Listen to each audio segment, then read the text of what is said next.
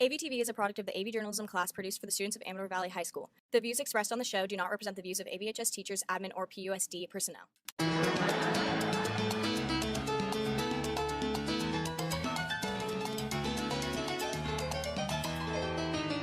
Good morning, Dons. Today is Thursday, September 23rd, and I'm Jeanette, one of your AVtv editors this year.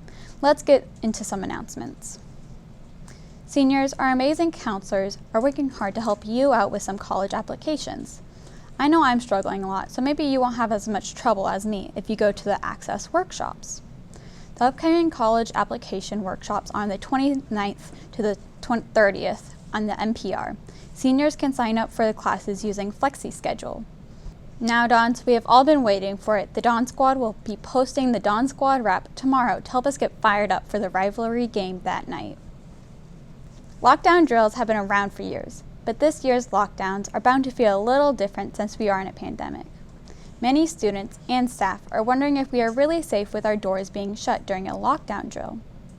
We went and found out what is expected of the upcoming lockdown drill and how safe we really are in the classroom with the doors shut. Let's check it out. Returning to school during a pandemic requires changes from the past. The school year started with everyone in masks, classroom doors open, and HEPA filters running in all the rooms. Now that we've begun to get used to our new normal life at school, it's time to begin returning to normal, which includes practicing our safety drills. We practice lockdown drills at school, most importantly to be prepared in the event of an emergency.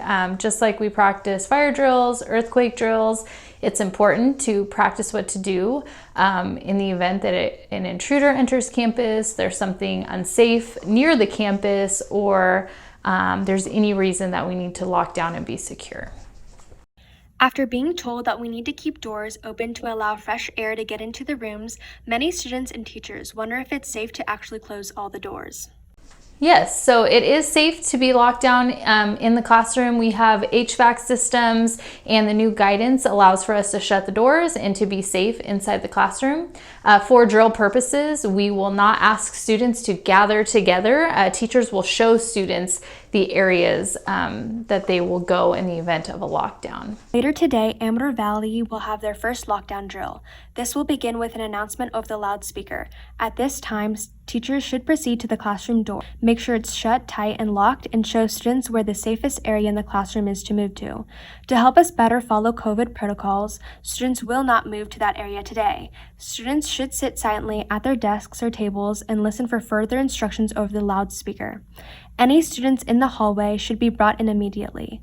Doors and windows should be covered. Students sit quietly and be off their phones and computers. Due to COVID, the only new procedure is just during the drills. We won't have students gather together and physically sit down on the ground. We'll point to the locations, but outside of that, if there was a real emergency, we would follow typical procedures and things that we've done in the past.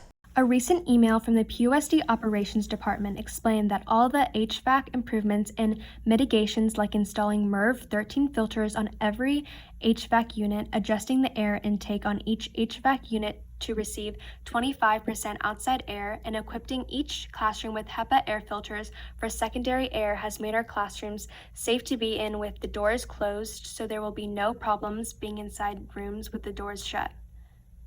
I'm Audrey Coombs with AVtv News. Now it's time for today's AV Sports Report. Here are some of the dates of the upcoming home games. On September 23rd, boys and girls water polo is playing at Livermore, while girls volleyball is playing at Cal. Girls tennis is also playing Monte Vista from 4 to 6. September 24th is the rival football game against Foothill. Dons, your continued support at all games really pumps up our team, so be sure to come and support our teams. Now let's watch our first commercial from Young Life Club.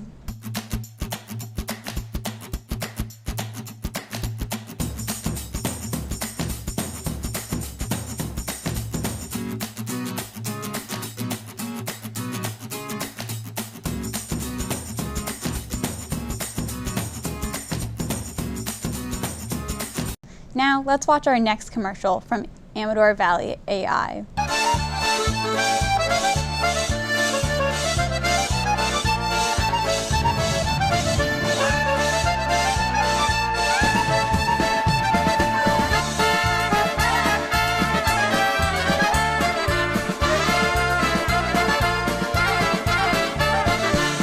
guys heard of the chicken wing shortage that began in July? Across the country, there are either no chicken wings or they're very expensive. Here's some more information about the crisis.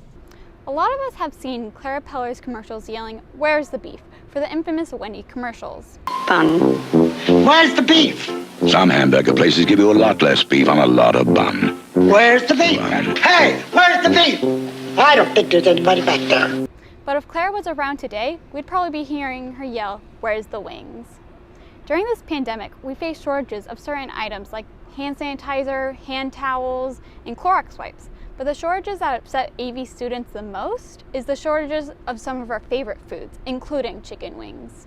Now that football season has started, it's getting harder and harder to find this tailgate favorite at our favorite restaurants, forcing people to ask, how long is this chicken wing shortage gonna last?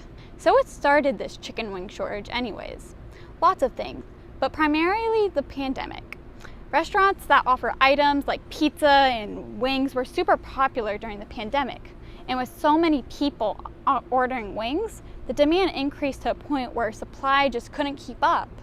Shortages followed up, and up went the prices. This created a national chicken wing shortage. Some places like Wingstop and Buffalo Wild Wings are offering alternatives such as chicken thighs. But if you're a true chicken wing aficionado, chicken wings are still available. They're just going to be a bit more expensive than we're used to. I'm Jeanette Didabo with AVtv News. Everyone knows that Pigskin is tomorrow, but do you guys really know what it's all about? We have a segment talking more about what to expect at AV's annual Pigskin. Hey Dons! We've all been waiting for it and it's finally here. Pigskin is finally back and it's just over 24 hours away. Here's Grace from our leadership team with more information. Hey Dons, our annual Pigskin event is taking place tomorrow, Friday, September 24th. You can expect about 45 amateur clubs to participate in the event, along with all the sports teams and booster clubs. The event will be held on the blacktop between the large gym and the portables from 4 p.m. to right before the varsity game at 7 p.m. Come support our amateur Dons as they take on our rivals, the Foothill Falcons. We hope to see you there. Don't forget that all attendees must be wearing a mask, regardless of their vaccination status if they want to attend. There's no entry fee for Pigskin, but you will need your ASB sticker if you want to attend the football game for free. Come tomorrow to support our school clubs and cheer on our football teams right after the event. We hope to see you there. Now it's time for AV News Briefs, brought to us by Amador Valley Today, EIC Alyssa Liu. Dons, we have two really interesting stories we want to share with you today. Both of these stories can be found on the school news website, Amador Valley Today. Now that we're a month into school, our first news brief is about Amador's experiences coming back. We interviewed students, staff members, and teachers about their time during COVID and how it's influenced their plans now. If that feels like something you can relate to, read more about the state of our school on AmadorValleyToday.org. Our second news brief is about Miss Buckley's taste test assignment. The special education class recently blind reviewed several different chips and wrote reviews on their preferences. Read our story on it along with one of the reviews themselves on AmadorValleyToday.org. Don't forget, Dons, AmadorValleyToday.org is your place for all the school and local news. And that's it for this week's news briefs.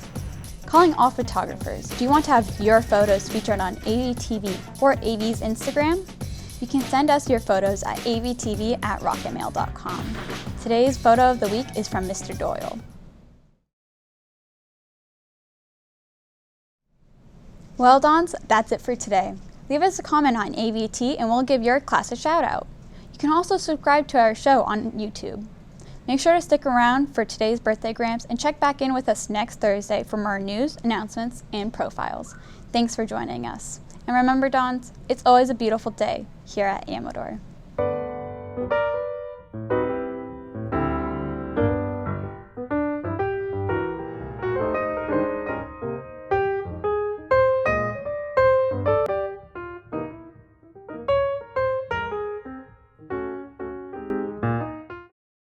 Yeah, it's a beautiful day.